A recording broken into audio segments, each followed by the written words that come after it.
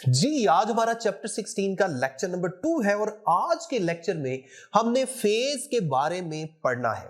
सबसे पहले मैं लास्ट लेक्चर की थोड़ी सी बातें कर लूं और उन्हीं से हम आज का टॉपिक डिस्कस करेंगे। देखें, मैंने लास्ट लेक्चर में आपको लिखवाया था v is equal to V naught sine theta, इसी तरह I is equal to I naught sine theta. v जो है ये अल्टरनेटिंग वोल्टेज है और I अल्टरनेटिंग करंट है। अब गौर करें, अगर मैं ग्राफ में एक्स एक्सिस पे थीटा की वैल्यूज ले लेता हूं और वाई एक्सिस पे अल्टरनेटिंग करंट या वोल्टेज की कोई किसी की भी वैल्यू ले लेता हूं, फर्स्ट कर ले मैं अल्टरनेटिंग करंट की वैल्यू ले लेता हूं, तो आप देखें आपके पास एक साइन कर्व आ जाएगी जैसे हमने लास्ट लेक्चर में देखा था। अब इसमें एक्स एक्सिस पे आपको कुछ एंगल्स की वैल्यूज नजर आ रही हैं, जैसे स्टार्ट में एंगल 0 है, उसके बाद जब करंट पॉजिटिव मैक्सिमम पे गया तो एंगल π/2 रेडियन हो गया, जिसे हम 90 डिग्री भी कह सकते हैं। उसके बाद करंट 0 पे आया, अगेन यहां पर एंगल कितना हो गया 180 डिग्री या पाई रेडियन, और फिर करंट नेगेटिव मैक्सिमम की तरफ जा रहा है और यहां पर एंगल कितना लिखा आपको नजर आ रहा है, दैट इज 3π/2 रेडियंस या 270 डिग्रीज। इसी तरह फिर जैसे ही नेगेटिव हाफ साइकिल खत्म हुआ तो आप देखें एंगल कितना शो हो रहा है 2π रेडियंस या 360 डिग्री। तो ये जो एंगल्स हैं आप गौर करें, जैसे जैसे एंगल की वैल्यूज चेंज हो रही है ना, अल्टरनेटिंग करंट की इंस्टेंटेनियस वैल्यूज चेंज हो रही है। आप गौर कीजिए, ये ब्राइट स्पॉट आपको ओरिजिन से चलता नजर आ रहा है और इस पूरी वेव पे आप इमेजिन करें एंगल की डिफरेंट वैल्यूज के लिए आपको अल्टरनेटिंग करंट की डिफरेंट वैल्यूज मिल रही हैं। So this is the phase angle. Phase angle ऐसा एंगल है जो हमें अल्टरनेटिंग क्वांटिटी के फेज के बारे में बताता है, यानी उसकी हालत के बारे में, यानी उसकी इंस्टेंटेनियस वैल्यू के बारे में। So phase angle is the angle which describes और tells us the instantaneous value of alternating current और अल्टरनेटिंग वोल्टेज। यही फेज एंगल है। और आपको याद होगा चैप्टर 15 में जब हम एसी जनरेटर पढ़ रहे थे तो यही एंगल वहां पर थीटा था, जिसके बारे में मैंने आपको बताया था कि this is actually the angle between tangential velocity of the coil, जो जनरेटर की कॉइल थी, एंड मैग्नेटिक फील्ड। वहां से ये एंगल चलते चलते यहां पहुंच गया। इसी एंगल को बोलते हैं फेज एंगल। अब हम थोड़ा सा मजीद आगे चलते हैं। आगे चलने से पहले मैं आपको एक और छोटी सी बात समझाना चाहता हूं। देखिए, सेम यही वाली वेव जो हम देख रहे हैं, अगर आप कोऑर्डिनेट सिस्टम को थोड़ा सा इस तरफ मूव कर दें, फर्ज कर ले मैंने कोऑर्डिनेट सिस्टम को 90 फेज पे मूव कर दिया, यानी जो ओरिजिन है ना, फर्ज कर ले वो 90 फेज पे आ गया और वेव का बाकी का हिस्सा उस तरफ आपको नजर आ रहा है। इस वक्त इमेजिन करें, अगर मैं वेव के पिछले हिस्से को कंसीडर ना करूं, जो इस वक्त आपको थोड़ा सा डिम नजर आ रहा है, आपको इस वक्त जो वेव स्टार्ट होती नजर आ रही है वो पॉजिटिव एक्सट्रीम से स्टार्ट होती नजर आ रही है, यानी पॉजिटिव मैक्सिमम से। यहां पर इसका फेज कितना है, यहां पर इसका फेज 90 है, π/2 रेडियंस। इसी तरह अगर मैं इसी कोऑर्डिनेट सिस्टम को मजीद इस तरफ कर दूं, जैसे फर्ज कर लें मैं क्रस्ट और ट्रफ के सेंटर में इसका ओरिजिन कर देता हूं, यहां पर फेज कितना है, यहां पर फेज है 180 डिग्री यानी पाई रेडियंस। इस बात का क्या मतलब है? इस बात का मतलब यह है कि वेव पहले स्टार्ट हो चुकी थी, जिसका कुछ हिस्सा पहले है और हम उसका अगला हिस्सा देख रहे हैं। यानी जब भी फेज एंगल 0 से ज्यादा होगा तो आप समझ जाएं कि ये वेव थोड़ी देर पहले से स्टार्ट हुई है, हम वेव का अगला हिस्सा देख रहे हैं। यानी फर्ज कर लें कोऑर्डिनेट सिस्टम में यही वेव पॉजिटिव मैक्सिमम से अगर स्टार्ट हो रही है तो मैं कहूंगा कि यहां पर फेज एंगल कितना है 90 डिग्री या π/2 रेडियंस। अगर ये 0 से स्टार्ट होकर नेगेटिव साइड पे जा रही है तो मैं कहूंगा कि यहां पर इसका फेज कितना है 180 डिग्री या पाई रेडियंस। इसी तरह अगर ये नेगेटिव मैक्सिमम से स्टार्ट ले रही है तो मैं क्या कहूंगा, मैं कहूंगा वेव का बाकी हिस्सा पीछे और यहां पर जो फेज एंगल है दैट इज 270 डिग्री यानी 3π/2 रेडियंस। तो ये कुछ पॉइंट्स हैं जो आपको बताने जरूरी थे कहने का मतलब यह है कि वेव का स्टार्टिंग पॉइंट बड़ा इंपॉर्टेंट है ये जानने के लिए कि यहां पर इस वेव का फेज कितना है। अब जरा दोबारा से गौर से मेरी बातें सुननी है। मैं इस डायग्राम को डबल कर देता हूं।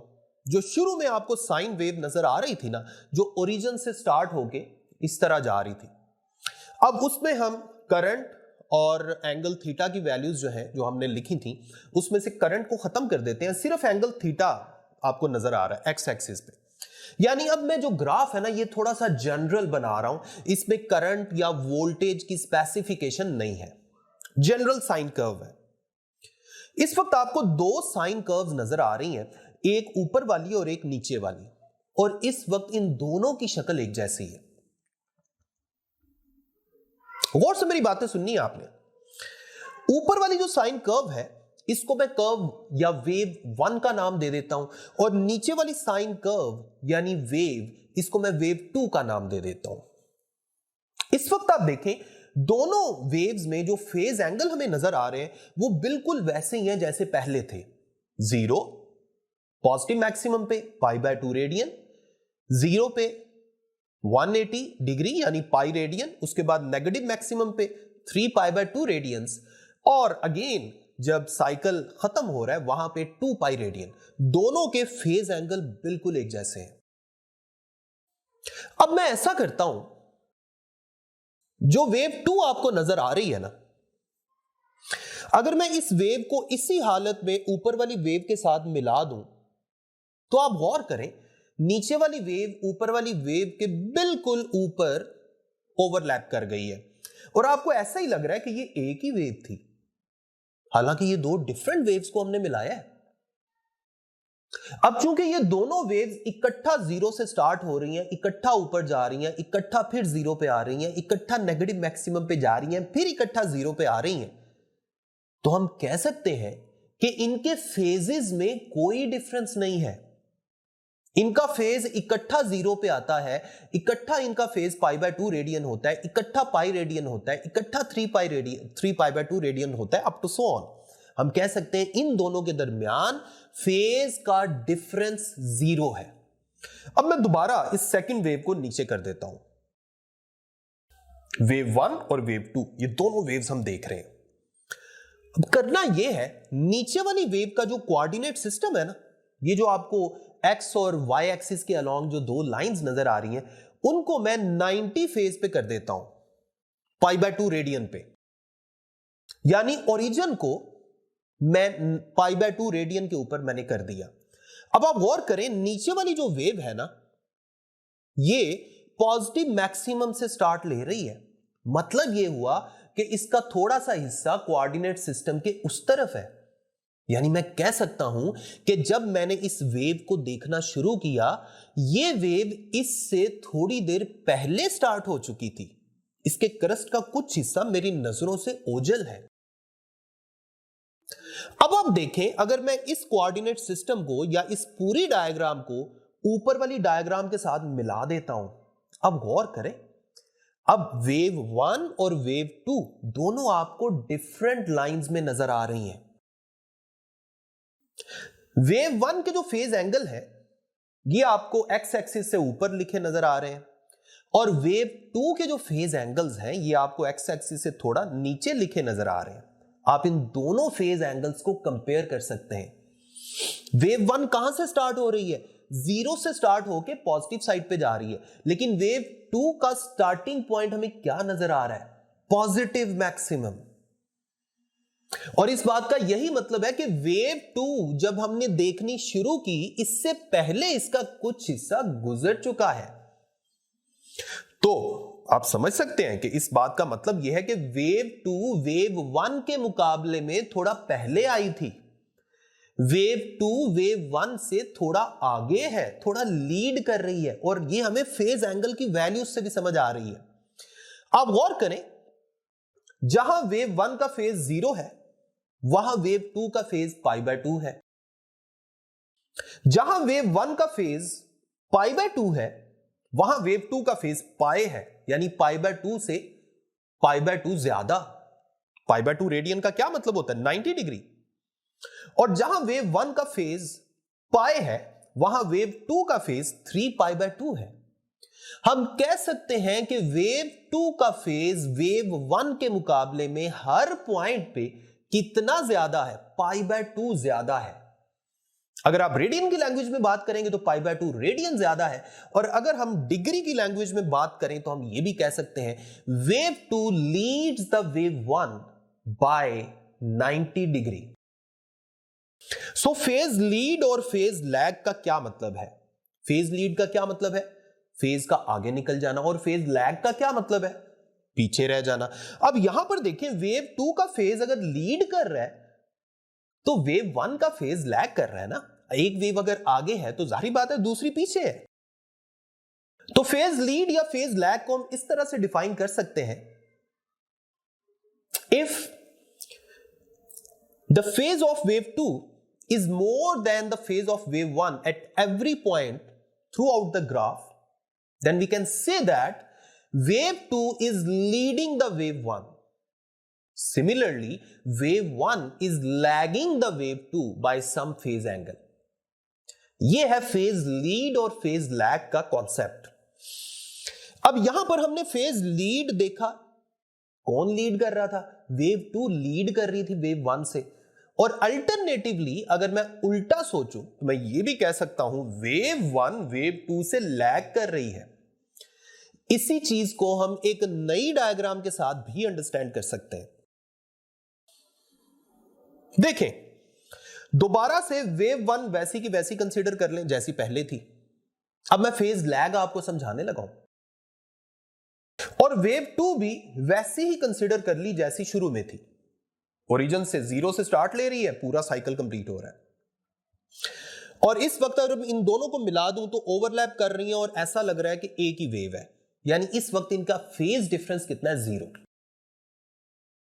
पहले हमने क्या किया था? पहले हमने कोऑर्डिनेट सिस्टम को इस तरफ मूव किया था, जिसका मतलब यह था कि ये जो सेकंड वेव है ये थोड़ी सी आगे निकल गई है। अब मैंने क्या करना है? अब मैंने कोऑर्डिनेट सिस्टम को थोड़ा सा उस तरफ मूव करना है, अवे।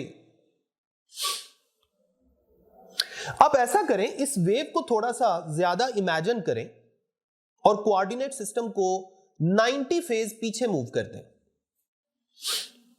अब आप देखें, ये जो वेव है ये नेगेटिव मैक्सिमम से स्टार्ट होता फील हो रही है। अब नेगेटिव मैक्सिमम पे फेज एंगल क्या होता है? पहले तो ये बताएं। नेगेटिव मैक्सिमम पे फेज एंगल होता है 3π/2 रेडियंस, यानी 270 डिग्रीज। उसके बाद कौन सा फेज आएगा? 2π रेडियन, यानी 360 डिग्री।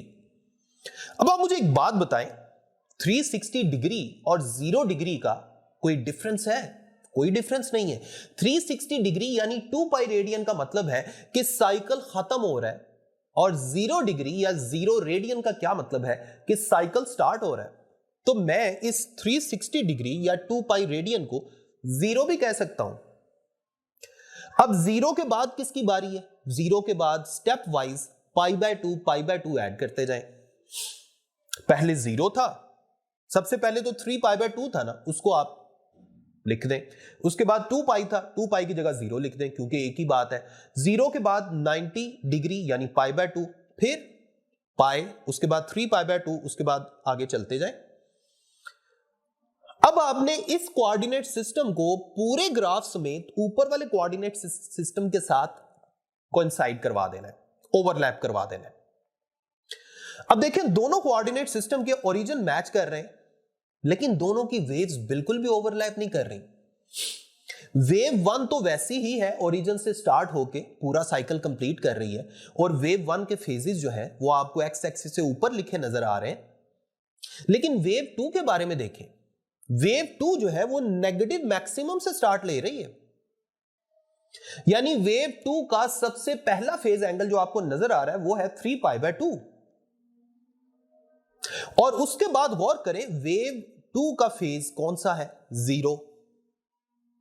वेव 1 का फेज जहां π/2 है ना, वेव 2 का वहां पे 0 है। उसके बाद थोड़ा मजीद आगे आ जाए, वेव 1 का फेज जहां पाए है ना, वेव 2 का क्या है? वेव 2 का है π/2। इसी तरह वेव 1 का फेज जहां 3 पाई बाय 2 है, वहां वेव 2 का फेज कितना है? पाई। और ये काम चलता जाएगा थ्रू आउट। अब गौर करें, इस डायग्राम में वेव 2 का फेज वेव 1 से पाई बाय 2 कम है, 90 डिग्री कम है। So we can say that in this diagram wave 2 is lagging behind the wave 1 by pi by 2 radians or 90 degree. तो ये था फेज लीड और फेज लैग का एक छोटा सा कॉन्सेप्ट।